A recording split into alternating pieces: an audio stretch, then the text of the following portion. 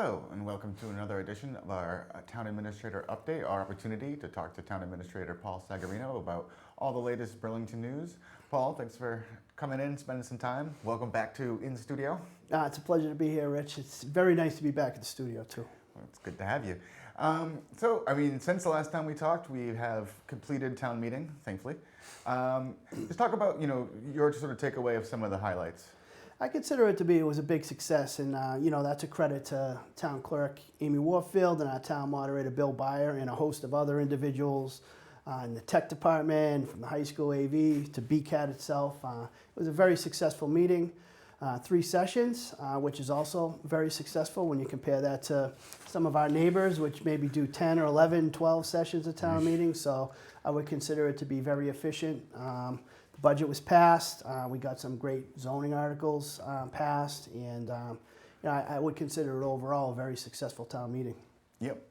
And all the proposed capital projects that weren't held were passed as well. Yep, it was outstanding. It was the town meeting members, great credit to them. They showed up prepared. They were informed.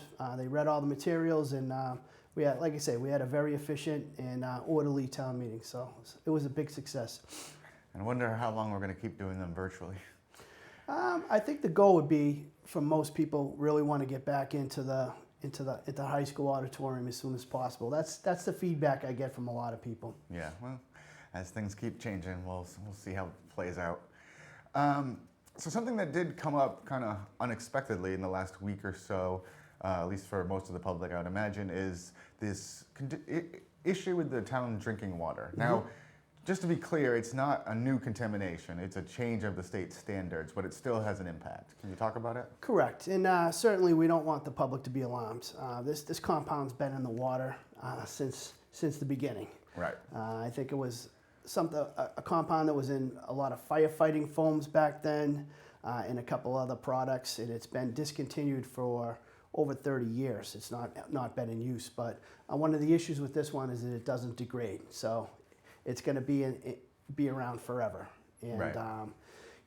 Our water meets the federal clean water standards and the state, and we credit them for this. They're trying to even do better than that. So they've came out with some new guidelines for this compound.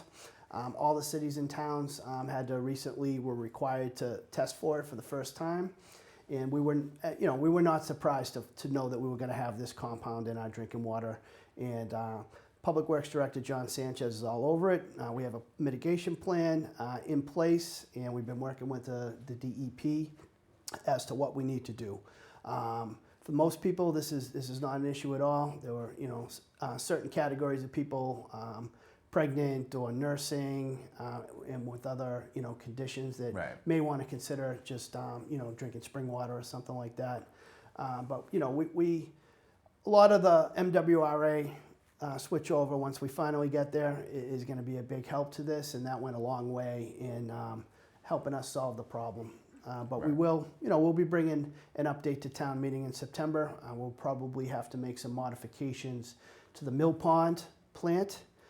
That's the plant that we plan on keeping once we get to the MWRA water, and it'll be a little bit of a capital outlay there. But it's important to know that just about every community in the state that makes its own drinking water is dealing with this in central or eastern Mass. Now, MWRA water does not have PFAS within their water, but don't forget the source of that is the Quabbin Reservoir. So, a lot less industry out there, and there was a lot less polluters out there in that part of the state. So MWRA does not have it. So you won't hear it being a problem in many of the communities within 128, any of the communities that make their own water here in Eastern Mass and Central Mass, a lot of them, I think over 100 at this point, have tested for it. So. Yes, as someone who grew up in Central to Western Mass and used to hike the Quabbin quite a bit, there's not a lot of industry in that area. No, I used to fish there when I was in college as well. It's pristine. Yeah, it's a very nice place. So highly recommend people go check out their new source of drinking water. It really is beautiful. Yeah. And as John Sanchez mentioned, our DPW director, there'll be a extra filtration, like you said, at Mill Pond. Yeah, it's like a carbon filter that we'll have to implement into the process, augment the plant for it. But it's not something that hasn't been done before. So we got our arms around it. We determined the cost, and I'm sure town meeting will support us. And again, we're really happy that Massachusetts takes its standards so seriously. I think that's a benefit for all of us. But we're ready. It's a little bit unexpected, but because again, we firmly expected it to be in the Vinebrook water. We're a little bit more surprised with the Mill Pond, and apparently one of the sources for the Shawshene River, which fills the Mill Pond, goes through Hanscom. So we suspected it had to do with from the Air Force, from the airfield there, and training exercises using the firefighting foam and things of that nature. So yeah, I guess that would make sense. Key thing I think is not to panic. Right. So switching gears into something a little bit more positive, something kind of noticed at Board of Selectmen meetings, planning board meetings, it seems like activity is picking up. We've had a lot of requests for liquor licenses recently for new restaurants. Just what are you seeing out there as far as, the businesses in town and activity, both, at the mall and other places? It's been unbelievable. I think things are really picking back up. If traffic in the morning is any indication, I would say that things are definitely picking up in town. I know 128 is not quite back to where it was pre-pandemic, but it's getting there pretty quickly. I think Melissa Tantakis at our last meeting noted that somewhere along the lines of 120 business certificates were taken out over the course of the pandemic from the town clerk's office. That could be anything from someone working out of their basement to a company coming to town. Right. And that's really exciting. Despite the worst days of the pandemic, we still 100 and something businesses were created in town. Is pretty exciting. You've been following. You've been following the meeting, so the activity at the mall has resumed, and they have a bunch of great new restaurants ready to move in, and some of them are getting ready to open. So we're really excited, and we think that we really feel like we've turned the corner here. As you mentioned, as we've talked about, Memorial Day is going to be live, our Memorial Day ceremonies this year, and as you know, the governor lifted things, so at the end of the week, things should really hopefully start to feel normal again. So we're really excited about that.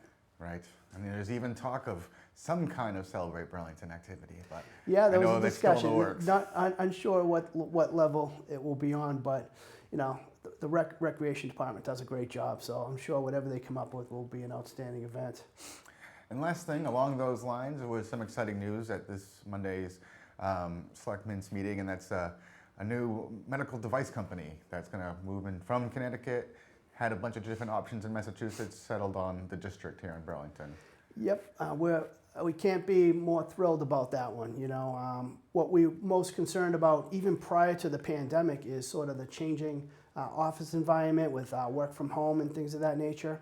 As everybody knows, our economy really is firmly dependent upon having all these folks in town working. They support our restaurants, they support our retail and our entertainment venues.